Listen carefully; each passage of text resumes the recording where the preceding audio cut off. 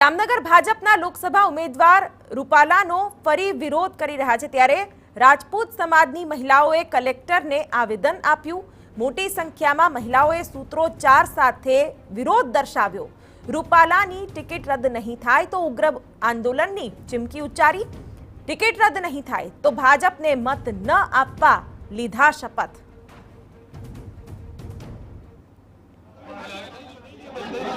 આજે અમે જામનગર ખાતે જિલ્લા સેવા સદને આવેદનપત્ર આપવા આવ્યા છીએ કે રૂપાલાની ટિકિટ રાજકોટમાંથી રદ કરો। જે પ્રોગ્રામ કે જે ગામડે ગામડે તાલુકા લેવલે અને અલગ અલગ શહેરોમાં થઈ રહ્યા છે, આ જામનગરમાં કર્યો છે અને ધીમે ધીમે દરેક નાના લેવલે પણ આજ હવે અમે અમારા પ્રોગ્રામ આગળ વધારીશું। અત્યાર સુધી અમે બહુ રાહ જોઈ, તમને ઘણો સમય આપી દીધો, પણ એવું લાગે છે કે તમને કદાચ હવે આ સમાજની રોષતાથી કંઈ ફરક નથી પડી રહ્યો।